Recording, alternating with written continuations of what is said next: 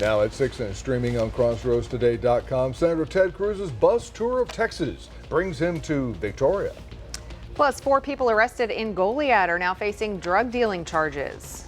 And an outbreak of E. coli is linked to McDonald's quarter-pounder hamburgers. Crossroads weather, lots of sunshine, temperatures not exactly feeling like October, will be near 90 for most of the week. Is there any rain on the horizon? We'll look at that coming up in just a moment. And a huge game between El Campo Ricebirds and the Bay City Blackcats here in Week 9. I'll tell you more about this game and more here in sports. You're watching 25 News now at 6. Good evening and thank you for joining us. I'm Don Brubaker. And I'm Shawna Currie. Senator Ted Cruz's campaign bus tour stops in Victoria to inspire Republican voters to get out to the polls. 25 News Now reporter Trenton Whiting has more details on the story. Trenton? Don, Shawna, thank you. Senator Cruz's Texas tour brought him close to home in Victoria today. The tour stopped at Lavaca Park for a Get Out and Vote rally, headlined by the state senator. Texas District 18 Senator Lois Colkhurst and Texas House candidate A.J. Louderback had their chance to speak as well, hoping to garner support and drive people to the polls. Cruz spoke about many topics in his platform, especially his views on inflation, health care, and immigration. Cruz remains confident in his chances of re-election. The election is close, but we're going to win. And we're going to win because my record is consistent with the values of the voters of Texas. Third 6-year term. His challenger, Colin Allred, is looking to make the move from the House of Representatives to the Senate. Shawna, Don, back to you. Trent, thank you. A record number of Victoria County voters showed for the first day of early voting on Monday for a presidential election. 2,090 voters cast their ballots Monday. That is 3% of the registered voters in Victoria County. That broke the record of 1,720 people who showed up on day one of the 2020 November election. Total votes cast in person and by mail on the first day of early voting, 3,721. That is 6.4% of Victoria County registered voters. And this brings us to today's viewer poll. What local election are you going to the polls for? U.S. Representative District 27, State Senator District 30, Railroad Commissioner, or Victoria County Commissioner. We want to hear from you. Come to crossroadstoday.com/vote to participate.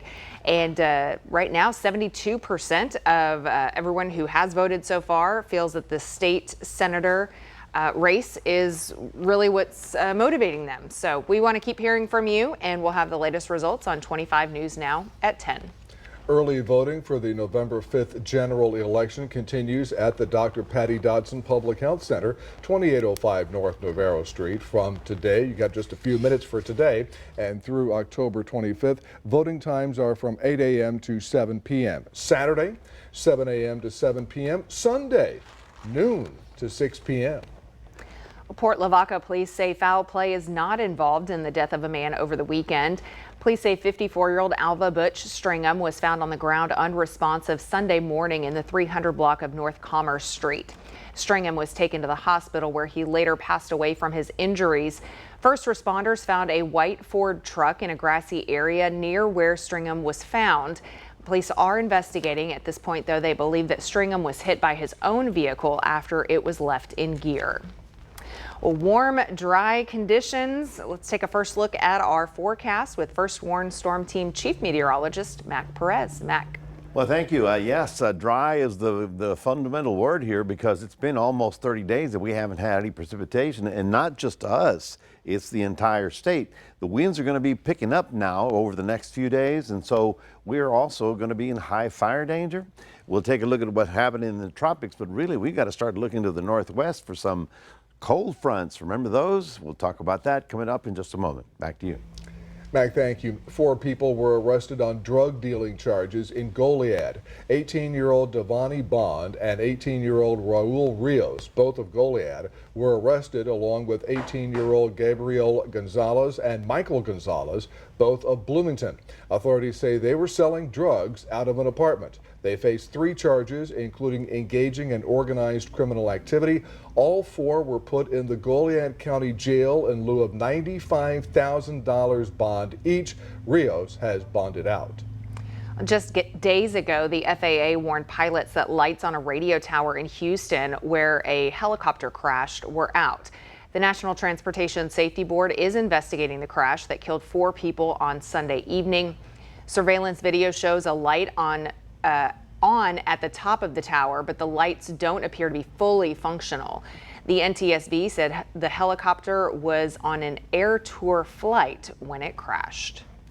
Federal officials say E. coli food poisoning linked to McDonald's quarter-pounder hamburgers sickened at least 49 people in 10 states. That includes 1 person who died and 10 who were hospitalized. It also includes a child hospitalized with severe kidney complications. The CDC says everyone interviewed in connection with the outbreak had reported eating at McDonald's before falling ill, and most mentioned eating quarter-pounder hamburgers. Investigators are focused on onions and beef in the burgers. Vice President Kamala Harris will rally with U.S. Senate candidate Colin Allred in Houston Friday. Harris's surprise visit comes in the closing weeks of a campaign in which she has largely focused her efforts on other states. The Texas Tribune reports this is the duo's first joint appearance on the campaign trail this election cycle. Her appearance with Allred signals National Democrats' renewed interest in the Texas race, the Texas Senate race rather, which Democrats see as one of their few viable options to pick up a Senate seat.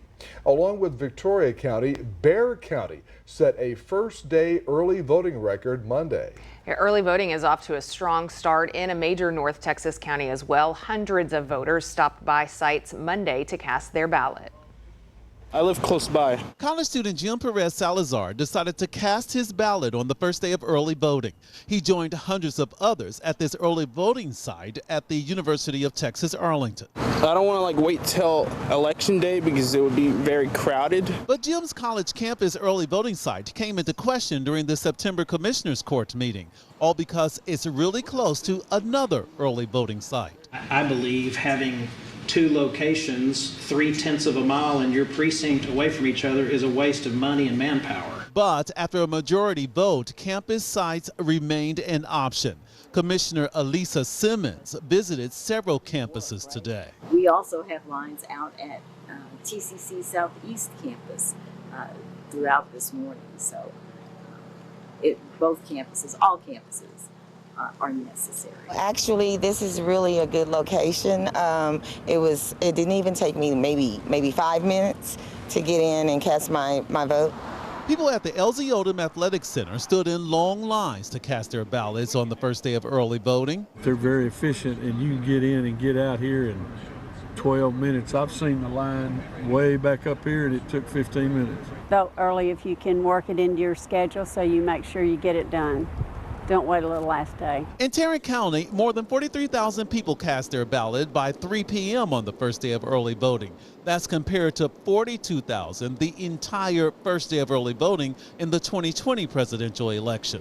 Commissioners are glad to see early voting starting out so strong in Tarrant County. In a statement from Judge Tim O'Hare, he encouraged voters to make a plan and utilize the wait time information available on the county's elections homepage. Remember to subscribe to our YouTube channel, Crossroads Today. Be sure to hit the like button and click the notification bell. Stay with us. Coming up on 25 News Now at 6, a man still on Texas's death row fails to show up for testimony at the state capitol.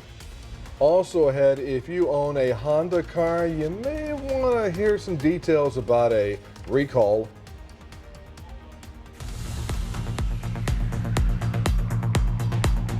Hi, I'm Detective Kelly Gibbs with the Victoria Police Department. Victoria Crime Stoppers is seeking information concerning a murder. On October 19, 2024, Victoria County Sheriff's deputies responded to the 9800 block of Lower Mission Valley Road concerning a shooting. Upon arrival, deputies observed numerous vehicles leaving the location. The investigation revealed that a 20-year-old male victim was taken to a local hospital in a private vehicle. The male victim did not survive. If you have any information about this murder, please call Victoria Crime Stoppers at 361-572-4200. You can also submit a tip by using the P3 Tip app on your Android or Apple device, or by visiting our website at www.crimestoppersvictoria.com. All tips are anonymous, and if you give information that leads to an arrest or charges being filed, you could earn a cash reward. With Victoria Crime Stoppers, I'm Detective Kelly Gibbs.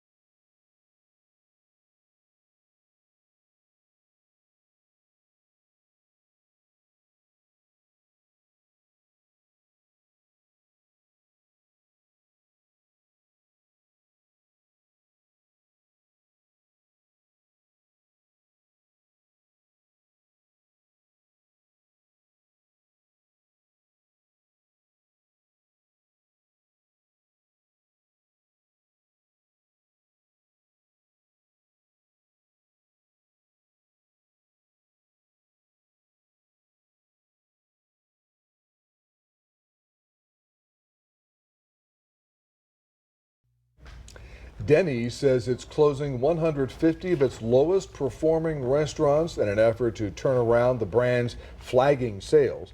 The company said about half of the closures will happen this year and the rest in 2025.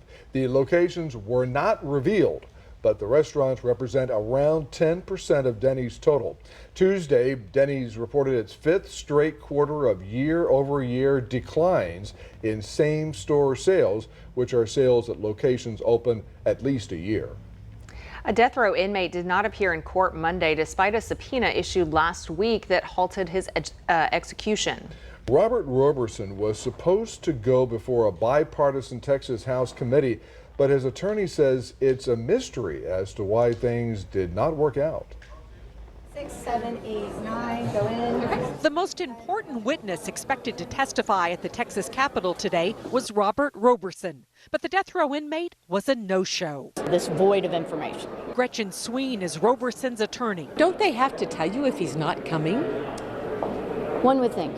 Sween says the Texas Attorney General is interfering in her client's right to answer a subpoena from lawmakers and testify in person at this hearing of the House Criminal Jurisprudence Committee. There's been a flurry of litigation in the Texas Supreme Court over the weekend. The upshot of that is that a valid legal subpoena for Robert remains in effect. If this committee wanted to take a heavy-handed approach, there are dramatic ways that we could enforce that subpoena. Instead, Texas Representative Joe Moody says Roberson's testimony is being delayed until all parties can agree on the best way for the committee to hear Roberson's testimony in person. There's been a lot of discussion about video conferencing Robert in today. I believe that that'd be perfectly reasonable for most inmate witnesses. But Robert is a person with autism who has significant communication challenges. Roberson was found guilty of killing his 2-year-old daughter in 2002. The murder conviction was tied to a diagnosis of shaken baby syndrome. At issue in the hearing is a decade-old law designed to provide recourse for people convicted on the basis of flawed science. Roberson's attorney says he is so poorly suited to video conferencing that it would be a violation of his due process. I did make a formal objection to the whole Zoom notion, which is just completely unworkable under the circumstances, considering Robert's autism, his speech impairment, his complete inexperience with the medium, and the fact that the internet barely works there at the facility. State lawmakers say if Roberson cannot come to them, they could go to him. That would require a nearly 4-hour drive east of Austin near Livingston. Honda is recalling roughly 720,000 of its vehicles due to potentially defective fuel pumps. Honda says the pumps could leak and pose a potential fire hazard. Among the cars included in this recall, 2023 and 2024 Accords and Accord hybrids, and 2025 Civic sedans and sedan hybrids. 2023 through 2025 CRV hybrids are also on the list. Affected vehicle owners will be contacted by mail in December. Honda dealers will provide free inspections and a free replacement of the fuel pump if needed. Well, good afternoon, everyone. We're looking at 83 degrees right about now. We managed to get up to 89 again today. That's the second day in a row. And our temperatures are going to be running above normal for quite some time, at least 7 days. We don't have anything coming in our direction, neither a cold front nor anything from the tropics. So what are we going to do? We're going to worry about fires. That's what we're going to worry about, and we'll talk about that coming up after this. Join 25 News Now, the Victoria Advocate, and the Victoria Chamber of Commerce for a political forum with the candidates for State Representative District 30. Wednesday, October 23rd, 5:30 p.m., UHV Walker Auditorium. Hear from Democrat Stephanie Bassam and Republican A.J. Louderback as they vie for your vote.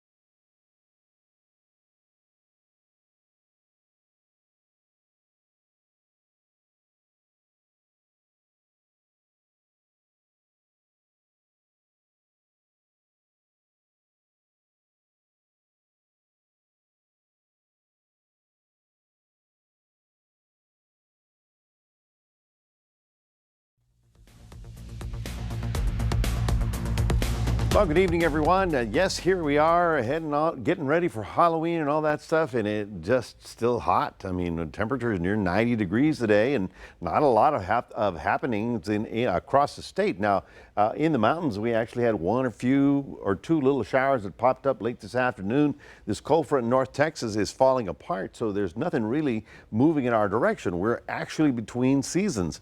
In other words, the tropics are beginning to quiet down, even though there's still stuff down there. The Pacific fronts coming out of the northwest are beginning to move, but they're not strong enough to get down here. So generally, that's why October is such a nice month, because we don't have anything coming toward us. The problem is we've been 30 days without any rain, and now we've got a little bit of a problem. The Forest Service put up a level 3 alert for fire danger. In fact, as you can see here, we got 1, 2, 3, 4, and 5. And so at this point, they're, shall we say, staging crews around the state, because anywhere things could go wrong. In other words, we've got stronger winds, we've got very dry conditions. We're going to be staying at around 90 degrees for most of the week. So if anything by accident or by ill will were to happen, they'd be under the gun to try and capture this. So again, we all need to do our part to make sure that no wildfires take off around the crossroads, because for the next few days, you're going to be seeing a stronger wind blow.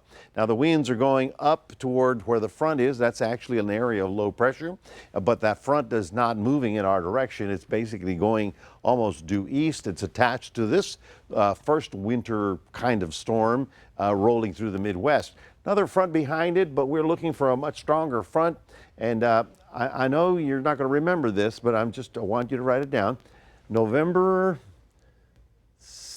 3rd, 4th, and 5th. Right now, the computer models are telling me that a cold front, a real cold front, is coming through on those days. In other words, night times will get down into the 50s, daytimes barely 70 degrees. So let's just hope that that model is correct, because for the time being, it just sure doesn't feel like wearing a sweater right about now, looking at 90 degrees as our high for tomorrow. 2 systems, one in the Pacific, that's Christy, the other one is Oscar. Oscar fell apart kind of like I told you about it. First of all, let's do Christy. Christy's going out to sea, not a problem. It's a big break for the west coast of Mexico that's seen more than its share of tropical storms. Oscar was sort of wandering around the Caribbean, went over Puerto Rico, and then right about here, it ran into the cold front, made a sharp 90-degree turn. The storm really was sheared apart within about a day, and now the remnants continue drifting to the northwest, so that's not going to be a factor as far as we're concerned. And like I said, the tropics may continue busy, but chances of them coming toward us are very, very slim. So let's take a look at your forecast for tomorrow. Day planner in Port Lavaca, a little bit of cloud cover, lots of sun, getting up to about 84. Cuero, you're going to be looking at a lot more sunshine and a rather warm 90 degrees out there. Next 7 days, no real changes other than tomorrow morning and the next morning. We'll probably have a little bit of morning fog. Otherwise, lots of sun and temperatures feeling almost like September. That's your 7-day forecast, reminding everybody we do have a QR code. Love for you to scan that. Put Crossroads Today on your phone. Here's Shawna. All right, some warmer temperatures. I'm sure Max Williams is glad to be having some inside sports to cover. Yeah, I mean, like I said, just came back again from vacation from the beach area, and I'm back to talk about some volleyball action that happened here in the Crossroads. Victoria East and West are traveling to the Houston area. I'll tell you more about both of these teams here in sports.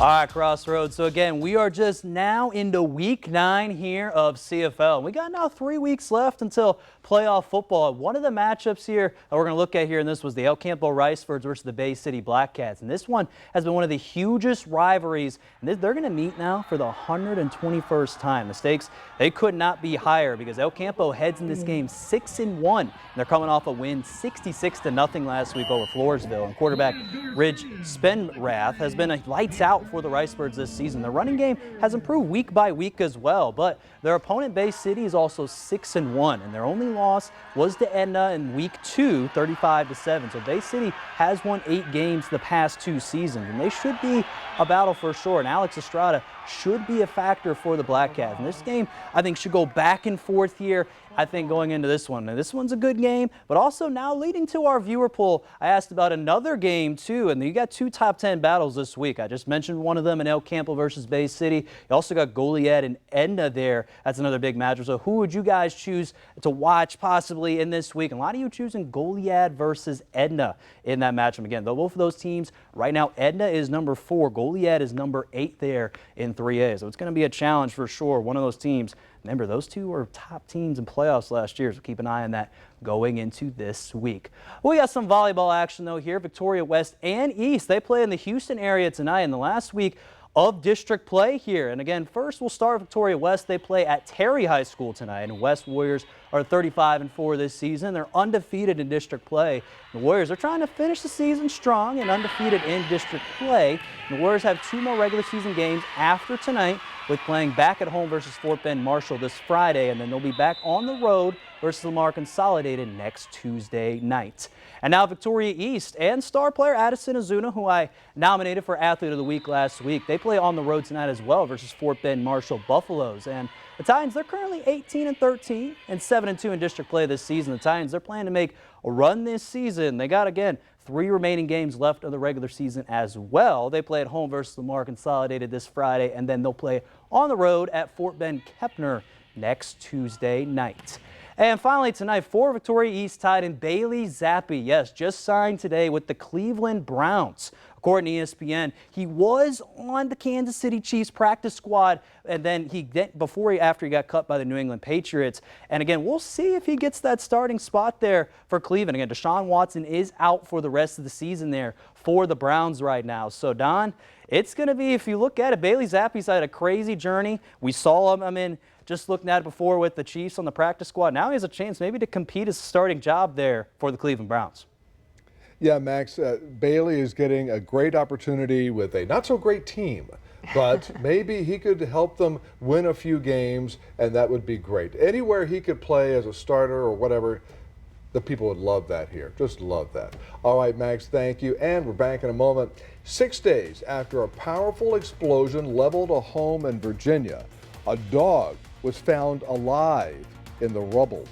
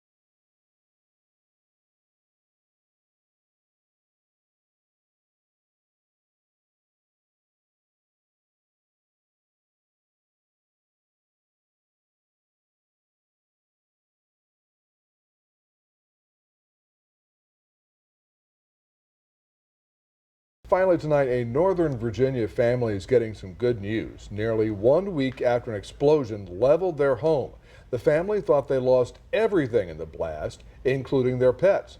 But on Monday, firefighters made a remarkable discovery among the rubble. Crews rescued a dog that survived under the debris for 6 days. Brandy, the brindle pit bull, was rescued from the rubble. Now, neighbors heard barking Monday morning. They called 911, hey, maybe there's a dog under there. Brandy was taken to the vet, but officials say it looks like she will be okay. That's amazing. That is definitely amazing. To be stuck in the rubble after an yeah. explosion for almost a week. Yeah. Probably didn't have food. Obviously, she found some water or something somewhere. Oh my gosh, that's incredible. That's just amazing. Well, folks, for us, we have lots of sun and lots of heat to continue this trend. It'll be with us for about 7 days. There's really no rain in sight. So just, do what we did in the middle of the summer.